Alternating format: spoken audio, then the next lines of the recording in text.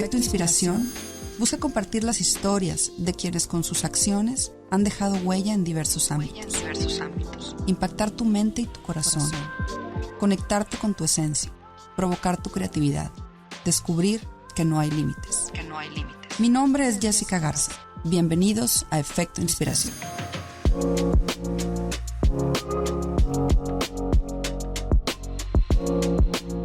Bienvenidos a Efecto Inspiración. El día de hoy me acompaña una mujer que logró transformar el dolor en servicio. Les cuento sobre ella. Estudió Comercio Internacional con especialidad en agronegocios en el Tecnológico de Monterrey. Es madre de 4 hijos. Se dedicó al sector asegurador por más de 13 años, hasta que su vida dio un giro inesperado por la enfermedad y muerte de su hijo Héctor Hugo a los 15 años. Esto la obligó a dedicarse de lleno a sus cuidados durante 1 año y 3 meses. Posteriormente estudió la maestría en tanatología. Hoy día se dedica a dar terapia tanatológica, imparte talleres, clases y conferencias en temas de inteligencia emocional y gestión de pérdidas. Es autora de 3 libros, De 1 a 1, versión traducida al inglés bajo el título Soul to Soul. Los 5 puntos, grandes temas en pequeñas reflexiones, y su más reciente obra que tenemos por aquí, Amor Intacto, una historia de la vida real que revela los límites del amor ante la adversidad. Bueno, de verdad que hoy estoy feliz y me da un gusto enorme darle la bienvenida a Loli Neira a Efecto Inspiración. Loli, qué emoción tenerte hoy en el programa. Me encanta que por fin se nos haya hecho estar hoy aquí platicando. Por fin, y pues yo también muy emocionada, sobre todo en este enfoque de inspiración. Agradezco, normalmente voy como a compartir temas de tanatología, pero agradezco tanto estos espacios, pues son inspiradores y se agradece este contenido que hace tanta falta. Ay, entonces, pues bueno, hermosa. Yo feliz de estar aquí y de verdad te felicito y te reconozco Qué esfuerzo. Qué hermosa eres. Pues de llevar estas historias, las estaba viendo, por cierto, bien bonitas. Ay, la verdad es que es un privilegio sentarme en estos micrófonos con personas como tú, Loli, que tienen estas historias que sí muchas veces tienen retos importantes, tienen dolor, adversidad, pero que logran transformarlas en este servicio a los demás, en este amor más profundo, en estas ganas de hacer una diferencia. Y tu historia es una historia de esas. Por eso cuando Esperanza por primera vez me platicó de ti, yo dije, es que Loli tiene que estar en Efecto Inspiración, porque además de que eres una mujer sumamente reconocida en todo lo que haces en tu tema de tanatología, eres una madre de familia con la que podemos conectar muchísimas personas, y no solamente por la pérdida de tu hijo, sino por cualquier duelo que podamos estar experimentando, y que tú eres un ejemplo de que no solamente se puede ser feliz, sino como tú dices, se debe ser feliz después de una pérdida. Entonces, bueno, ahorita empezaremos a platicar sobre todo esto, pero claro iniciemos por el principio. A mí me gusta siempre empezar las entrevistas de la misma manera, que es pidiéndole a mis invitados que me den un poquito de contexto sobre quiénes son, sobre cómo crecieron, sobre cómo fueron, Loli, esos primeros años de vida que yo digo que generalmente nos van marcando y nos van preparando para lo que viene después. Háblame de Loli, niña, joven. Bueno, joven todavía eres, pero más joven. Todavía, pero más sí. Más joven. Ay. De niña, una niñez muy bonita. ¿Qué te digo? No me quejo para nada de mi niñez. No, muy bonita, muy plena, muy llena de experiencias. Pues esa niñez de antes, que en esa libertad, ¿verdad? Claro. Que salías, te subías a los árboles, esa conexión con mis hermanos, mis papás. ¿Hermanos mayores, menores? Sí, hermana y hermano, pero me llevaban 2 años y 1 año. Entonces, pues prácticamente crecimos los 3 juntos. ¿Pero tú eras la bebé? Yo era la bebé. Muy hasta bien. La fecha. Muy bien. Conforme fue pasando tu vida, me imagino que sucedieron situaciones de que estudiaste tu carrera, estuviste trabajando en el área de seguros, como lo compartimos en tu semblanza. Pero algo muy importante que sucede es que te conviertes en mamá de 4. Sí. Háblame brevemente de cómo empieza a llegar esta etapa a tu vida. Háblame de quiénes son tus hijos, cuántos años tienen y cuando empieza esta etapa de la maternidad. Ay, es una maravilla de verdad. Es más, mira, libros, tanatología, lo que sea, lo que me enorgullece más en esta vida es ser precisamente mamá de 4. Wow, me encanta. Y bueno, recuerdo esos momentos muy hermosos, caóticos. Claro. Imagínate la familia de 4. Claro, bueno, si no era uno, era otro. Graduaciones, primeras comuniones. Siempre como queriendo pues darle a cada uno y con edades muy diferentes. Okay. Los 4 se llevan, o sea, entre la mayor y la menor 10 años. Wow, okay. Entonces era a los 15 años y a las piñatas y de bebé y amamantando a uno y correteando a otro y ay, maravilloso. Y aparte pues trabajando también en el área de seguros, que eso como que en esos momentos uno quieres tener todo, claro. O sea, y que los niños estén bien y seguros y la salud y que tengan dinero y ropa y piñatas y viajes y como que te afanas y quieres todo en ese segundo. Claro. Ya luego el tiempo te va explicando y vas descubriendo que era lo verdaderamente importante, que era estar juntos, claro. Que era que las cosas toman su tiempo, que no todo llega de la noche a la mañana, pero y que ese esfuerzo llega. ¿Empezaste teniendo niña? Niño. Muy sí. Bien. En esta etapa en donde, por supuesto, como mamás, queremos ahora sí que volcarnos con nuestros hijos, pero me imagino que también tenías pues el gusanito de esta vida profesional, porque me platicas que estabas activa profesionalmente y tratando, creo yo que todas estamos tratando como de buscar ese balance entre ser esa mamá presente, entre ser esa mamá que puede aportarle a sus hijos muchísimo más allá de lo que a veces nosotras mismas sabemos que somos capaces, ¿no? Combinándolo con esta parte tuya profesional. Y de repente llega una situación totalmente inesperada, Loli, a tu vida, que es la enfermedad y muerte de Héctor Hugo hace 5 años, cuando él tenía 15 años. Sé que eso fue un parteaguas importantísimo porque creo que ningún papá está preparado ni listo, ni en la naturaleza como lo tenemos concebido, unos papás entierran a un hijo, ¿no? Y a ti te tocó vivirlo. ¿Nos quieres platicar qué fue lo que sucedió? Ay, pues sí, ni en los peores pesadillas pude haber imaginado lo que nos tocó vivir, de verdad, de ser una familia, esta familia activa, 4 hijos, córrele, llega un alto total, todo lo que importaba es que cambió en ese segundo en que me dicen, bueno, pues tu hijo tiene un tumor incurable, inoperable en su cerebro. O sea, ¿Cómo te das cuenta de eso? Él empezó, me acuerdo que fuimos a Cuatro Ciénegas, me acuerdo que era un puente, y fuimos y ahí como que él andaba bien apagadón, más serio, más tranquilo, pero bueno, era adolescencia, él tenía 13 años cuando lo diagnostican, entonces pues como que uno todo le atribuye a la... Claro. Incluso su habla, por ejemplo, a veces habla bien, hasta habla bien, menso, o sea, como mamá de que, a ver, pues habla bien, como adolescentes, ya ves que entran en todos estos cambios. Sí. Entonces me dijo, me siento mal, me siento mareado, me duele la cabeza. Y yo, pues es que vas en el celular en la carretera, pues cómo no te va a doler la cabeza, ya sabes, ¿no? Jamás, ni por aquí, jamás. O sea, nunca jamás en la vida sospeché que él ya tenía incluso desarrollándose el tumor desde niño. Okay. En su tallo cerebral. Entonces, nunca había presentado ningún síntoma. Pues no que yo recuerde así, a lo mejor, pues entre 4 huercos, claro, o sea, la verdad es que a lo mejor ni cuenta me di. Claro. Entonces, él me siento mal, ya está en una edad en que como que dices el pediatra, o ya te la sabes que si traen la pancita que les duele, pues ya sabes qué darles, ¿verdad? Pero aquí era, pues me duele la cabeza, no traes calentura, no traes, total que le hablé al pediatra, que hacía mucho tiempo no lo veía, por cierto, y me dice, no, pues tómale análisis, salen más o menos, pero él ya se cuenta súper mareado, me dijo, tráemelo, y me dijo, no, yo creo que trae una infección en el cerebro, o sea, trae una infección. Y ya llegando a la casa, él ya no caminaba derecho. O sea, no tenía equilibrio. O sea, estamos hablando que fue en días. Lado, en días, así. Okay. Se iba así como de lado. Me acuerdo cuando fuimos esa vez al pediatra, se recargaba en mi hombro para poder caminar derecho, porque muy mareado.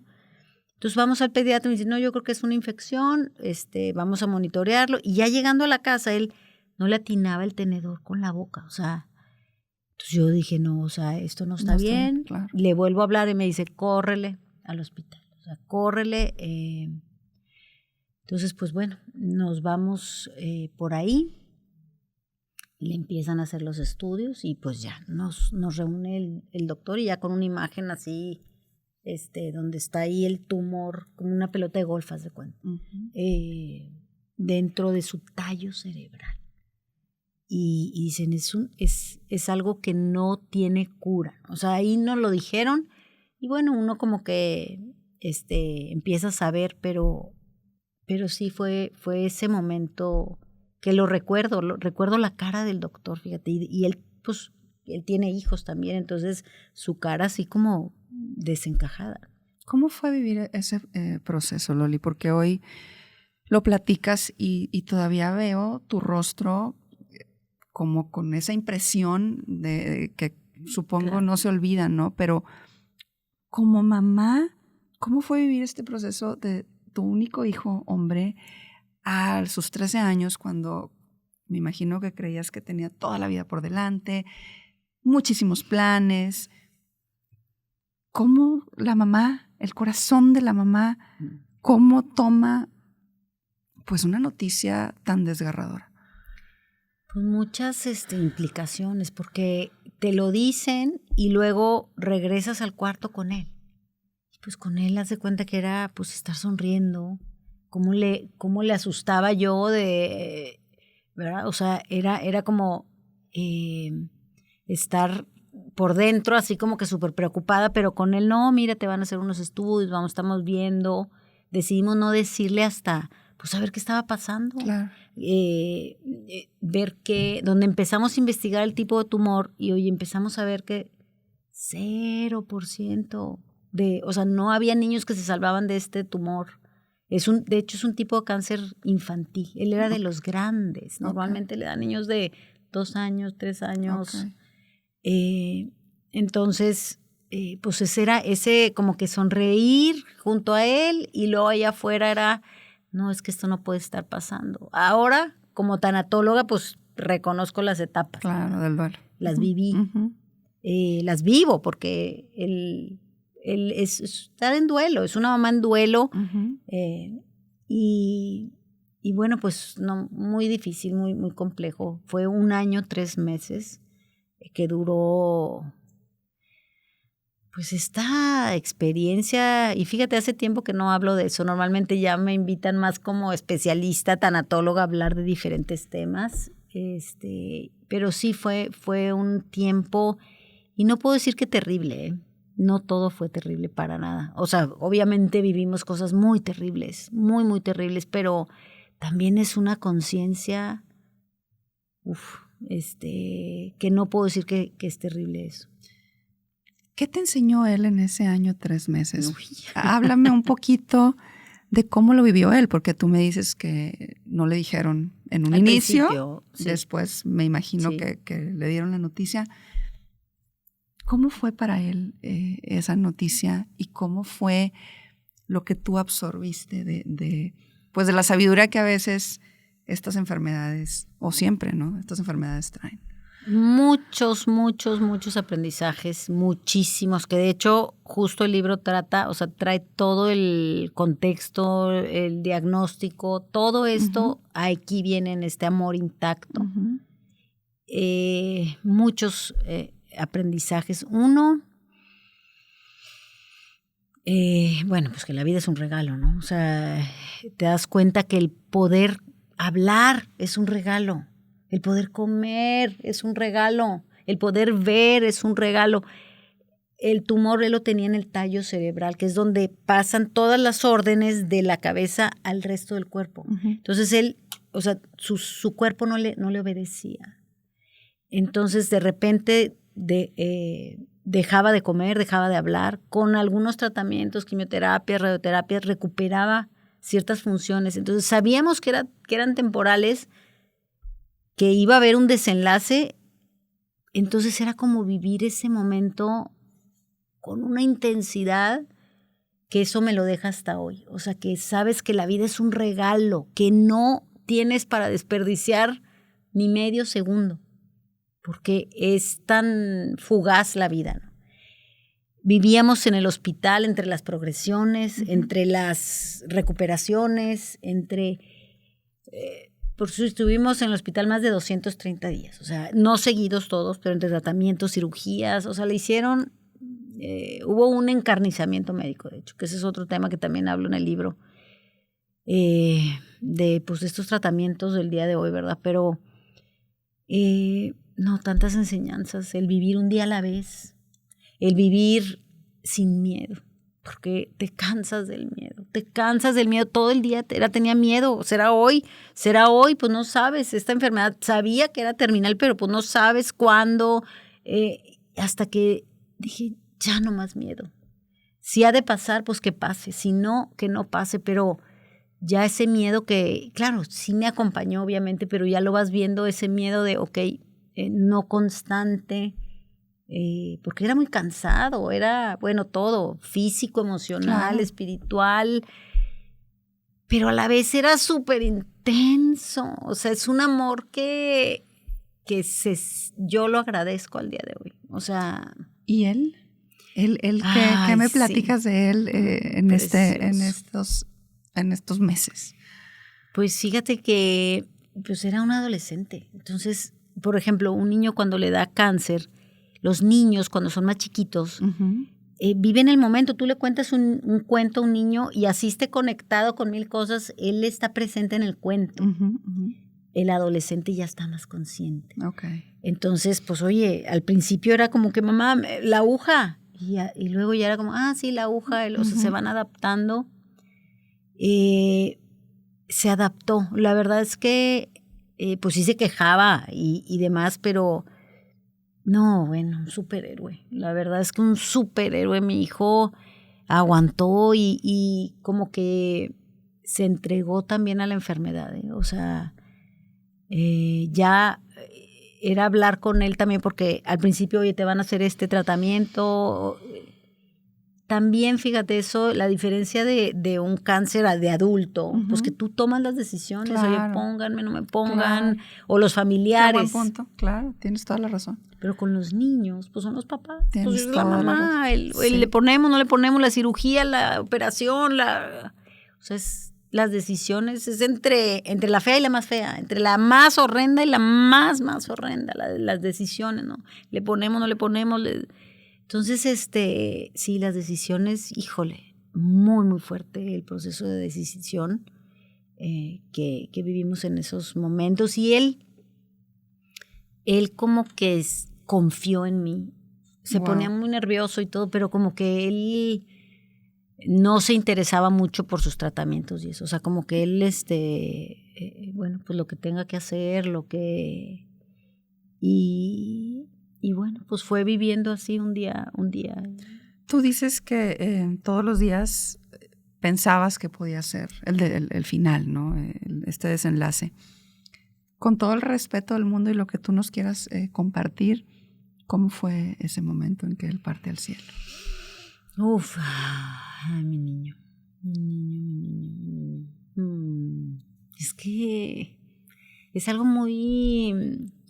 Porque aquí está, o sea, ese amor no se va. Es intacto, aquí como tu libro, amor intacto. No se va a ningún lado.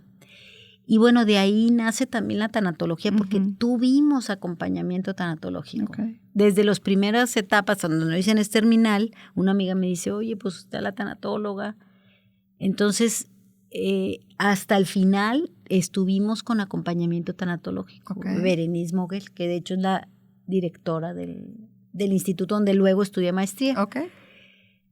Ella nos acompañó, entonces te va diciendo. Entonces ya cuando pasa eso, cuando tienes acompañamiento, ya no, o sea, no, es como más saber qué está pasando.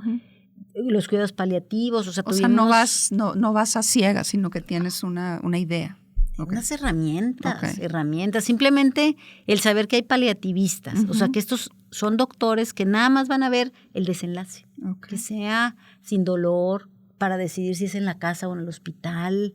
O sea, todas esas decisiones los fuimos viviendo con esa información.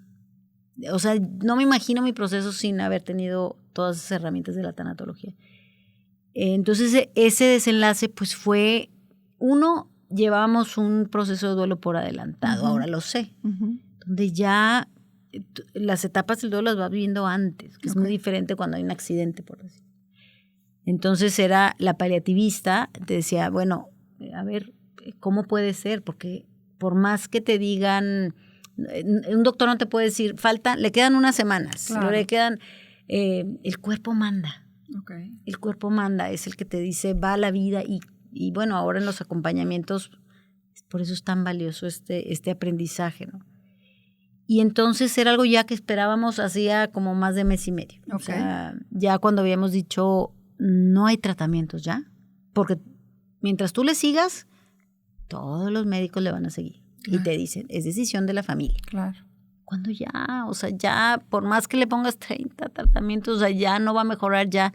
O sea, ya sus órganos ya tenían falla y todo. Entonces, ya decidimos, no, ni un tratamiento más por como veníamos aprendiendo de la enfermedad, porque te vuelves experto, enfermero, doctor, cirujano, fisioterapia, le dio neumonía, o sea, vivimos una intensidad y era la conexión entre los doctores y entonces ya ese final ya era pues esperado.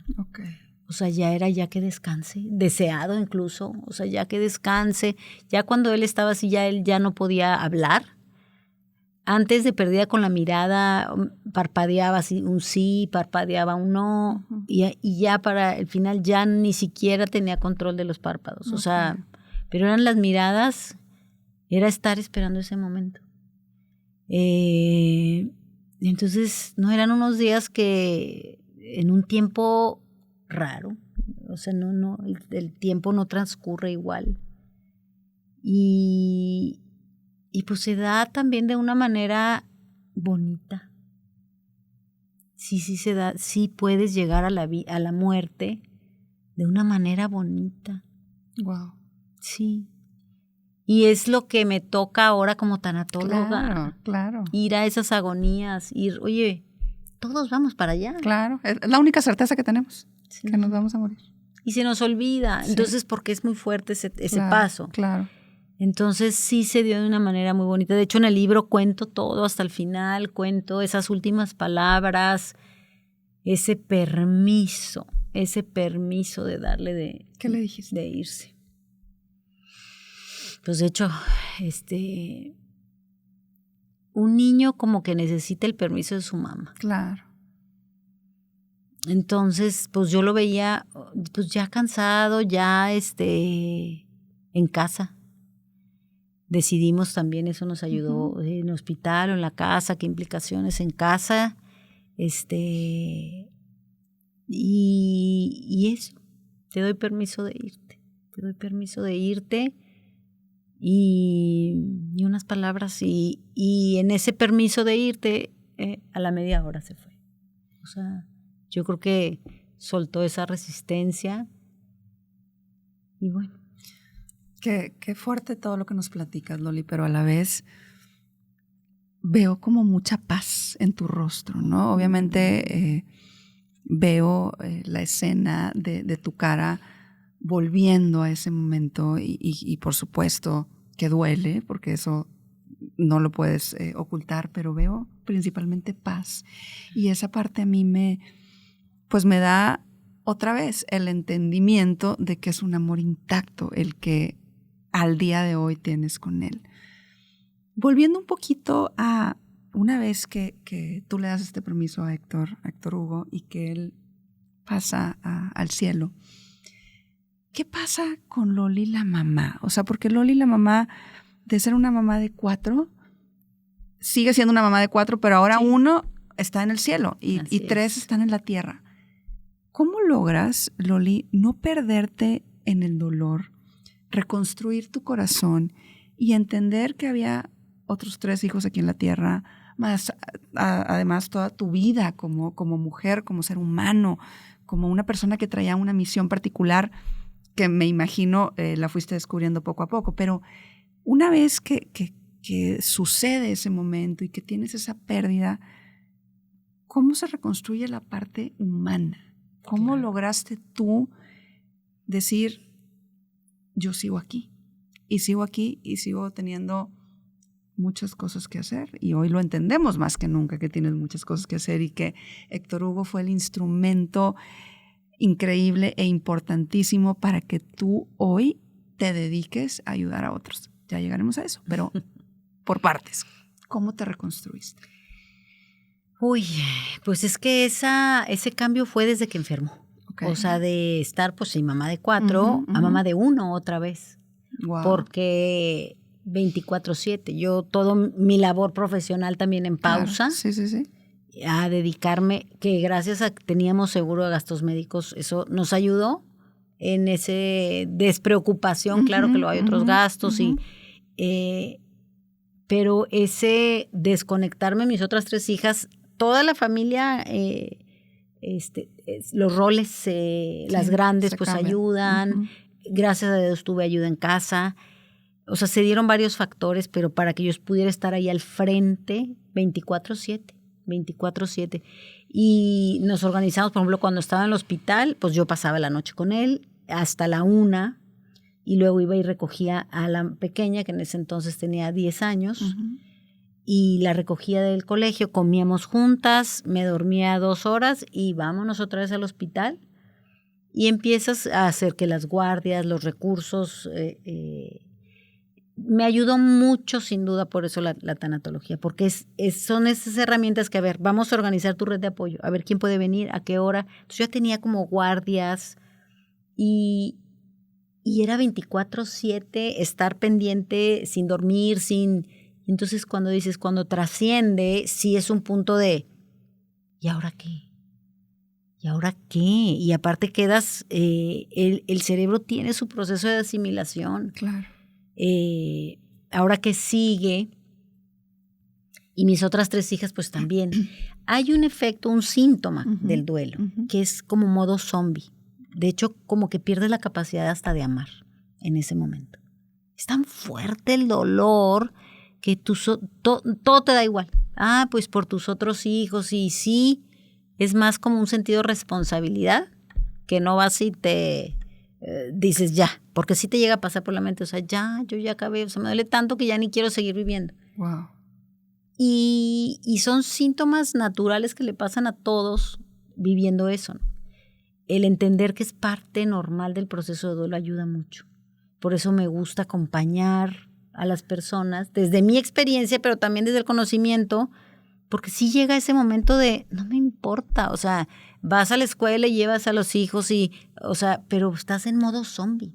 O sea, tu cerebro físicamente está aturdido, cansado, confundido, estás acomodando, que es un proceso. Luego vas saliendo de ahí, hasta que un día fui a una terapia. Y en esa terapia, imagínate, que me doy cuenta. ¿Cuánto tiempo después esa terapia? Como 1 año. 1 año después, ok. Como 1 año después, me doy cuenta que tengo 3 hijas. Ay, qué fuerte.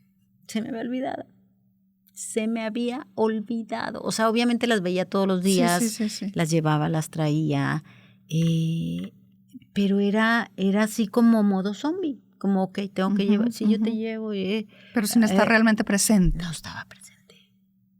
Y voy a una terapia y de repente hace cuenta que salí, se murió 1, pero tengo 3. Y mira, todavía me pongo chinita porque fue así como el día que nacieron. De repente así me di cuenta, tengo 3 hijas, no me había dado cuenta. Y entonces llegas y otra vez es cuando empiezas a reconstruir poco a poco, pero toma tiempo llegar a esa reconstrucción, toma tiempo en darte cuenta que, caray, pues sí, estoy viva, tengo miles de bendiciones, estamos bien, hay cosas por hacer, hay proyecto, toma tiempo, pero llega esa conciencia que a mí me tocó ese día y de verdad que fue como un gozo muy grande. Y me imagino que para tus hijas también fue un gozo enorme el recuperar a su mamá. Sí. ¿Cómo fue para ellas, Loli? Porque, digo, las mamás, para bien o para mal, siempre tenemos como este sentimiento de culpa en muchas cosas. No sé si te pasó o en este modo zombie automático no había como esa culpa de no las tengo tan presentes por estar en mi duelo. Pero una vez que te das cuenta, que tú dices, me doy cuenta que tengo 3 hijas, ¿cómo fue para ellas y cómo fue para ti? ¿Hubo gozo, hubo culpa? Háblame un poquito de esa parte. Pues sí, la culpa siempre se manifiesta, pues es un sentimiento, que tiene varios factores, luego los platico como tanatóloga, pero es que eso me sirvió a mí mucho, o sea, el saber todas estas, la teoría de la tanatología, porque yo estudié la tanatología un mes después que Héctor Hugo, él fallece el 2 de agosto, el 2 de octubre yo estaba iniciando la maestría en tanatología, o sea, todavía ni... Vaya, entonces me sirvió todo para ir viviendo mi proceso, pero mis hijas, pues sí, era como y luego aparte se vino la pandemia, entonces era como un tiempo raro, cada quien desconectado. Claro, tienes razón. Que decía encerrada, pues encierro, yo había estado encerrada, para mí no era encierro la pandemia, o sea, era en el hospital, era un encierro.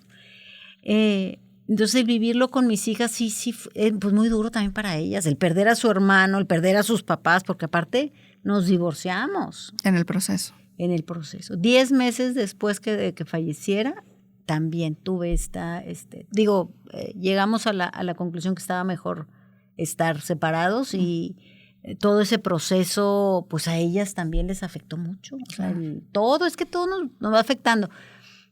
Que luego de ahí puedes crecer, ¿verdad? Pero en ese momento era como un modo zombie todos, no nomás yo. O sea, íbamos como, en esa sobrevivencia.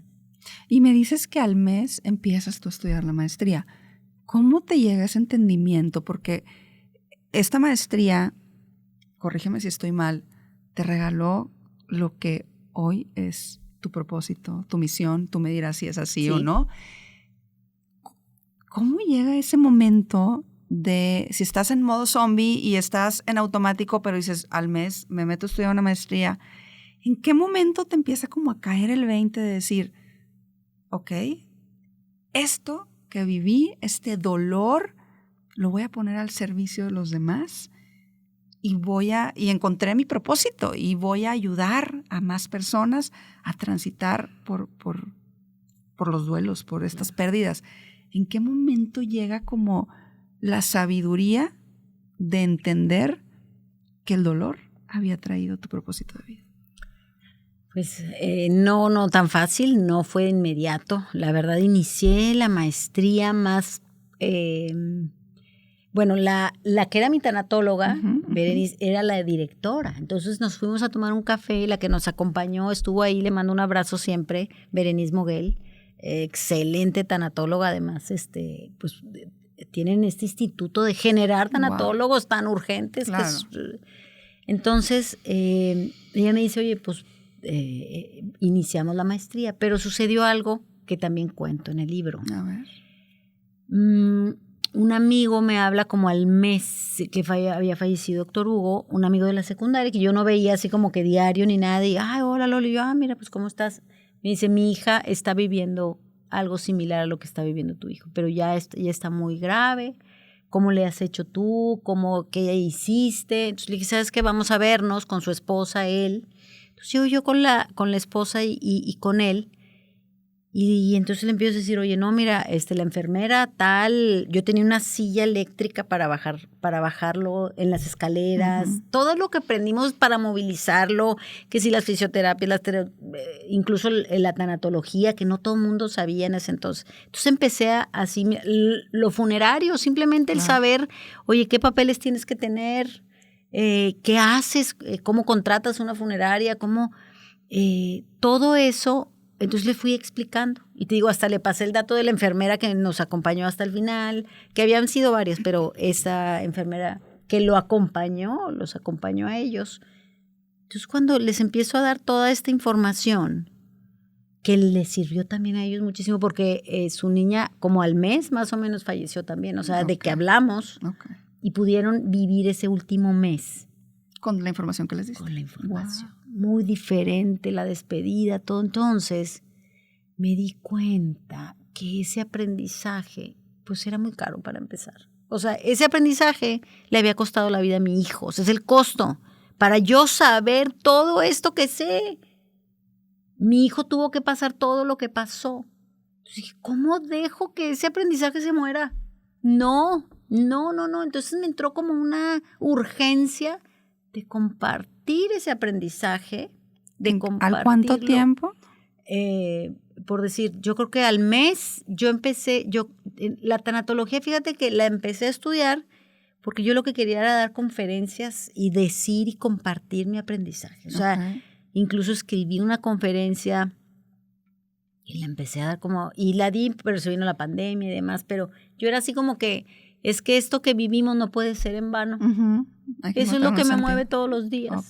Llega un joven, a alguien que le está ayudando, entonces mi hijo no murió en vano. Y esa es mi resignificación, ese es mis ganas de atender a los pacientes. Llegan pacientes con sus duelos, talleres, terapias, los libros, estoy por sacar otro también. Pero ese entendimiento llega con esta llamada y con esta ayuda que tú das. Sí. Y esta ayuda llegó ¿al cuánto tiempo de que Héctor Hugo se había ido? O sea, Héctor Hugo, un mes después falleció Héctor Hugo. Un mes después tengo esa llamada, ese encuentro. Entonces yo digo, a ver, es que no se me puede olvidar esto. O sea, y tengo que cuidar que no se me olvide. O sea, tengo que compartirlo porque es muy caro este conocimiento. Claro. Y entonces mi tanatóloga, me dice, oye, pues vamos a iniciar la maestría. Yo no imaginaba dar terapia, Wow. O sea, ni por aquí me pasaba a dar terapia. Yo más bien era, pues sí, inició la maestría,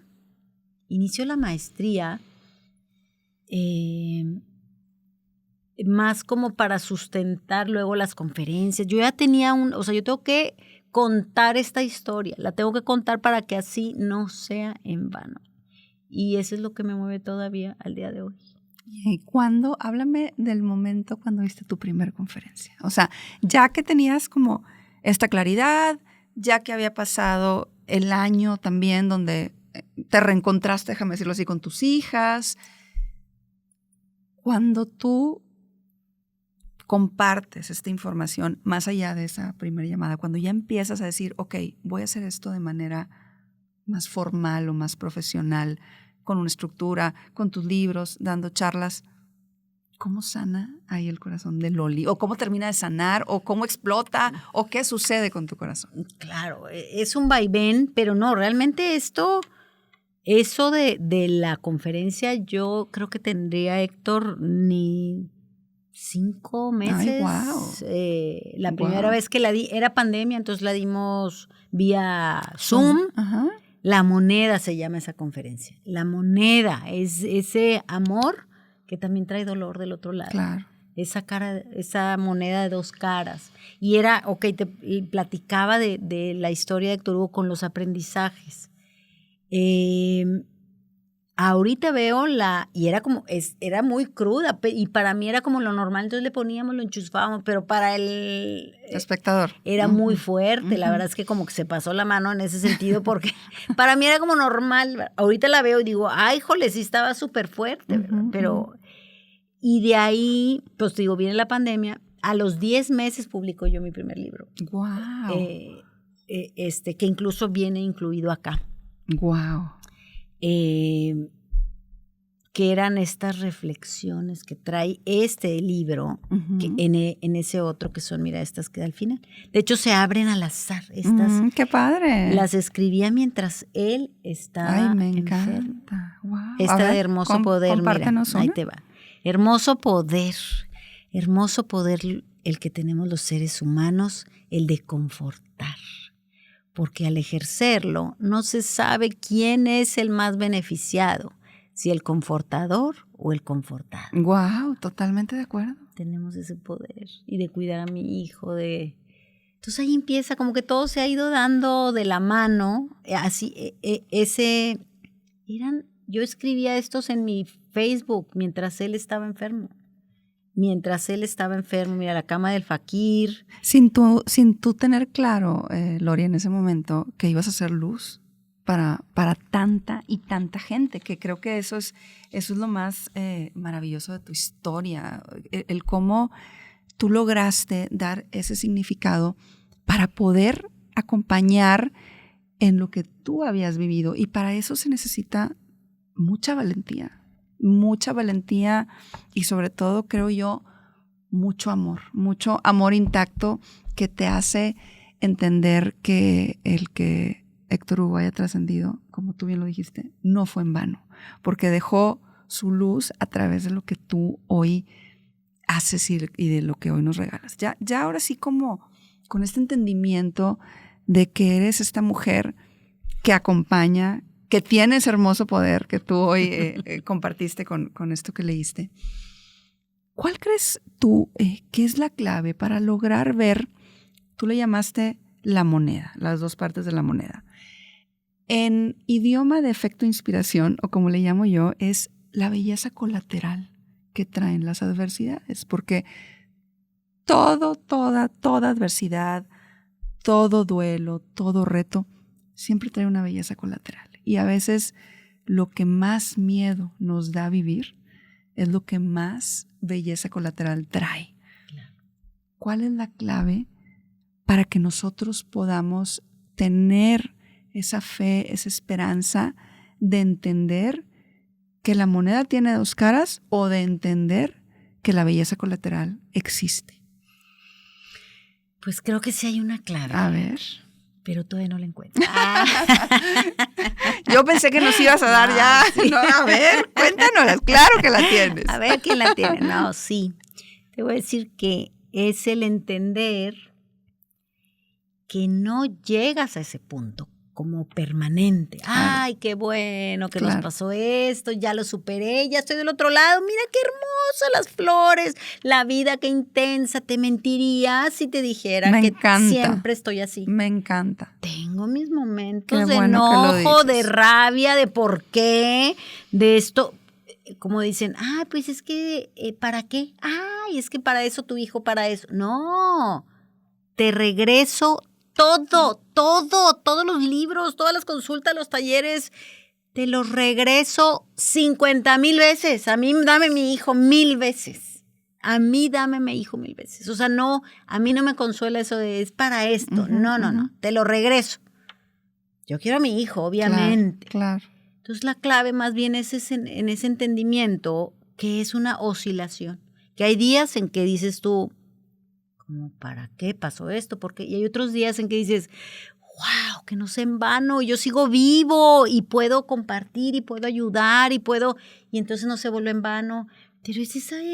como la vida misma, con altas y con bajas, claro. Oscilar, wow. No te curas del duelo. Por eso digo, soy una mamá en duelo.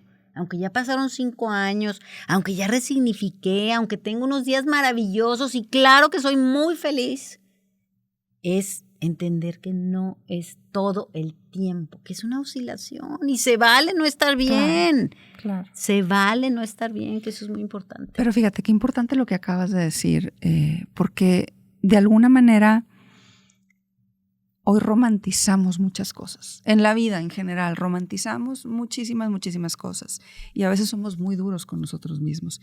Y me encanta que pones pues esta realidad de decir, oscilamos, a veces estoy bien, a veces no estoy bien, y está hablando la tanatóloga, o sea, la experta.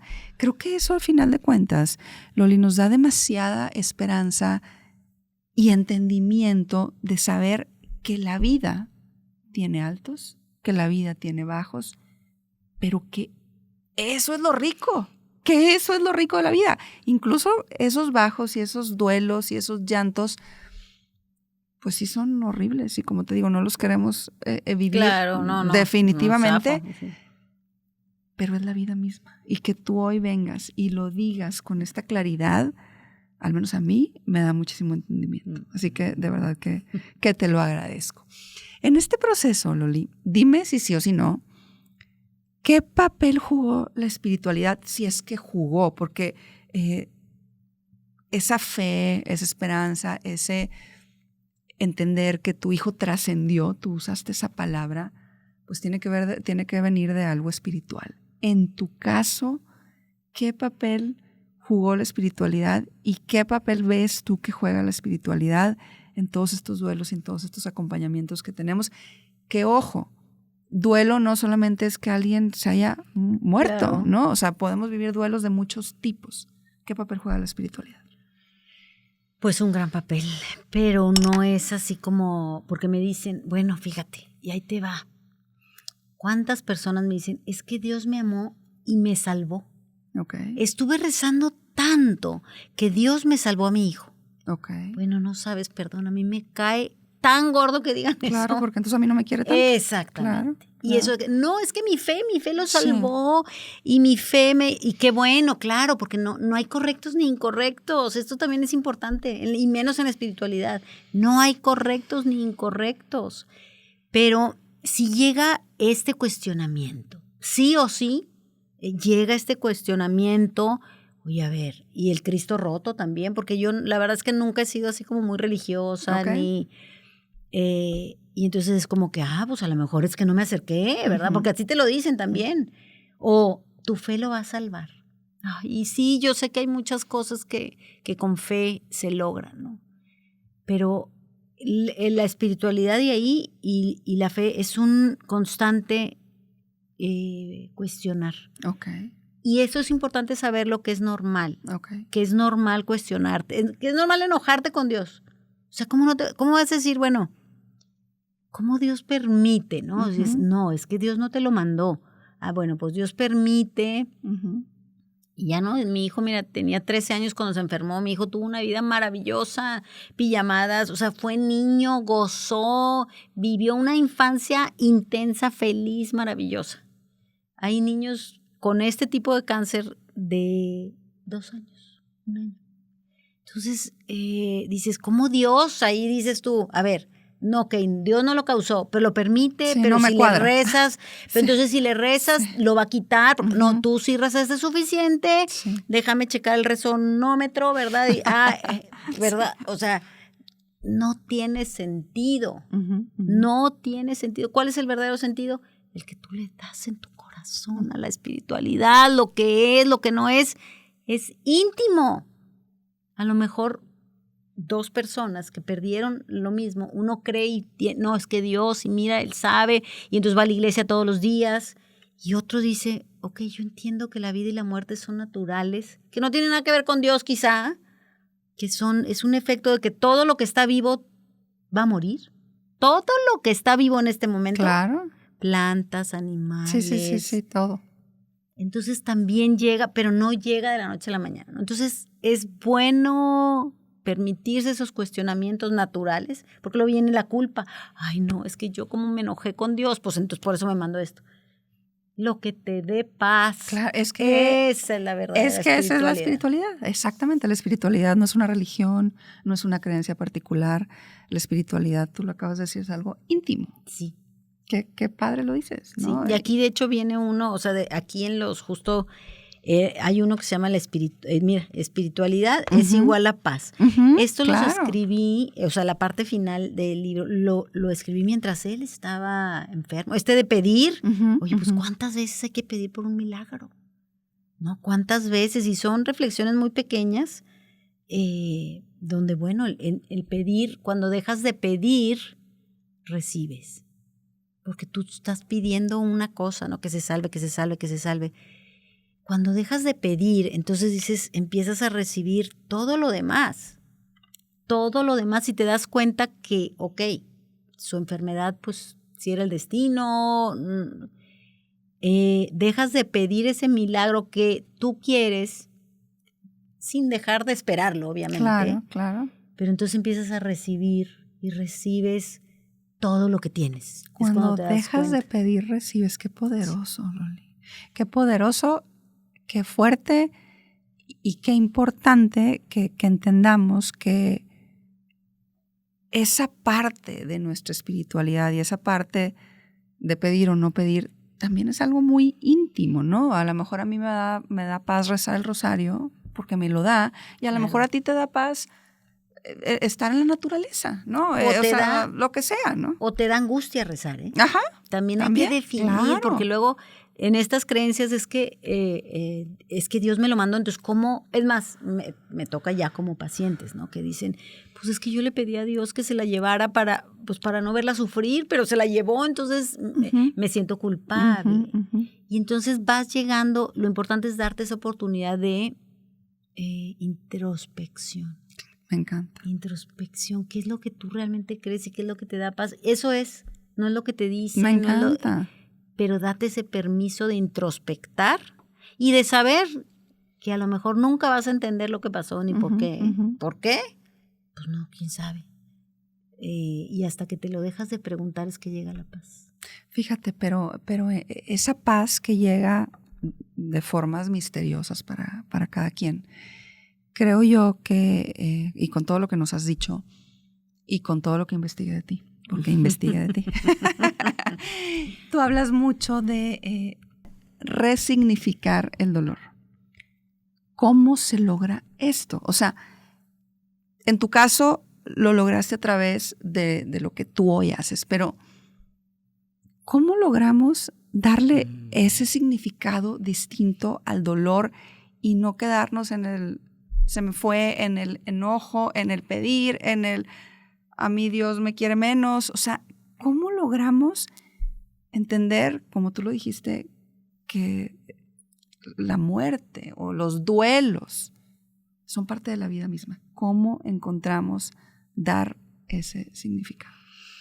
Pues mira, uno, entender que no llega de la noche a la mañana, que no es obligatorio, que es una decisión. Okay. Y hay una palabra de 2 letras que define. A ver. 2 letras que define y te ayuda a entender esa transformación del dolor al amor. Da. Wow. Da lo que tengas. No tienes que dar una conferencia, no tienes que dar tu vida, no tienes que... Da una sonrisa, da tu experiencia, da tu tiempo. Me encanta. Da de ti. El duelo te lleva a verte el ombligo, claro, o sea, mi dolor es tan grande, y entonces cuando empiezas a ver, caray, a ella también le duele, a él también, y los grupos de duelo por eso son buenísimos, porque te vas dando cuenta que todos tenemos duelos, y todos tenemos pérdidas, y todos tenemos algo que dar, un pastel para la misa, ropa, a veces es, oye, hay un huracán, vecinos, voy a recolectar. O sea, da lo que sea que esté a tu alcance, grande, pequeño. Y en el momento que tú empiezas a dar, entonces empiezas a resignificar y entonces empiezas a sentir, pues, que no es en vano. Wow. A sentir que vales, a sentir que puedes, y empiezas a transformar ese dolor. Fíjate, es que dar cura. A final de cuentas, muchas veces nosotros hablamos de este bienestar personal, y cuando entendemos que el bienestar personal tiene que ver más con lo colectivo, con lo que damos, que con lo que tenemos o recibimos, ahí entendemos cuál es el verdadero bienestar. Y me encanta que lo pongas así, me encanta que digas que da es la palabra mágica, porque tienes toda la razón. Tienes toda la razón, y hoy me lo dejas claro tú. Y me lo deja claro también Héctor Hugo, que de alguna manera Héctor Hugo es ese instrumento, el instrumento principal para que hoy estemos aquí sentadas, para que hoy tú tengas esa claridad de decir, la clave es dar. Si Héctor Hugo estuviera, más bien no voy a decir si Héctor Hugo estuviera. Héctor Hugo está aquí. Claro. Héctor Hugo está aquí sentado con nosotros. ¿Qué le dices hoy a Héctor Hugo? ¿Qué mensaje le das a él, directamente hablándole a él, sobre todo lo que ha significado esta transformación del dolor a servicio? Pues gracias, hijito mío, gracias. Y todo el tiempo hablo con él, ¿eh? Todo el tiempo. Me acompaña en las terapias, me acompaña. En mi corazón siempre está ese amor intacto. Entonces, gracias porque por cómo lo vivió, por ese amor que mira todavía está aquí, está en cada célula de mi ser. Entonces, pues gracias, es un gracias. Y gracias porque además él está llegando a muchas personas. Claro, a muchísimas. Mira, ese dar, ahorita tengo una conferencia que se llama Si te dieran a elegir, y es para jóvenes. Si tienes una escuela, una organización, los jóvenes de ahorita están muy desconectados, están insensibles porque pues ves muertos, ves un chorro de cosas que piensas que no están pasando. Esta conferencia es para jóvenes precisamente, donde les cuento, si te dieran a elegir, o sea, elegimos nosotros la vida que tenemos y les doy 10 herramientas que son 10 pasos para tomar decisiones más en conciencia. Y bueno, tiene un cierre también de parte de Héctor Hugo, de esa conciencia de la vida es un regalo. Esa conferencia es él, como que es su mensaje a través mío, y para pues revivir esos jóvenes que están así como tan, ese sentido de vida y, caray, o sea, puedo tener un propósito, puedo tener un sentido, y las decisiones, la importancia que tienen las decisiones, es a través de esa conferencia que se llama Si te dieran a elegir, y que bueno, me da a mí ese sentido de llevar esta historia a otros, que no es fácil, la verdad es que no, contar la historia y recontarla, pues conecta con el dolor, pero también conecta con el amor. Y conecta con el servicio, además, porque tú has logrado transformar ese dolor en servicio, en luz para otros, en este darte tú completita, Loli, porque desde tu sonrisa, tu mirada, esas ganas que tienes tú de decir, no se puede ser feliz, se debe ser feliz, porque esa es una pregunta muy recurrente, ¿no? Que la gente que ha perdido a algún ser querido se hace. O sea, ¿realmente se puede ser feliz? Y me encanta tu respuesta, que no es se debe, no se puede, se debe. Y yo hoy me quiero quedar con ese deber ser, con ese deber de gratitud, con ese deber de dar, con esa sonrisa tuya tan mágica, con esa mirada tan luminosa, que sin duda alguna es efecto inspiración. Así que, de verdad, gracias por haber estado hoy en el programa, pero antes de que te me vayas y antes de que nos des un mensaje final, déjame decirte que yo al final hago una dinámica con todos mis invitados, donde les doy una serie de palabras y les pido que la primera palabra, frase, idea, emoción, sentimiento, lo primero que venga a tu mente, pues, me lo digas. Tengo miedo. Lo primero, sin filtro alguno. Tú échale sin filtro alguno. ¿Estás lista? Sin albur. ¿Lista? Lista. Empezamos. Vivir. Hoy. Morir. Imposible. Amor. Intacto. Trascendencia. Constante. Duelo. Proceso. Propósito. Está. Como propósito está ahí, como existe. Efecto inspiración. Una cadena que siga, que inspire, que llegue. Perdón, ya son muchas palabras. No, tú puedes decir lo que tú quieras. Inspiración es decirle a los demás tú puedes, decirle a los demás tú puedes, y para algo y por algo, y inspiración, inspirar es llegar, inspirar es llegar. Inspirar es llegar. Me quiero quedar también con eso. Andas con mucha sabiduría el día de hoy. Loli Neira, gracias de verdad por haber estado hoy en el programa. Esta mujer que hoy nos da tanta y tanta luz. Pero antes de que te me vayas, Loli, un mensaje final para toda la gente que nos está viendo o escuchando. Pues no estás solo.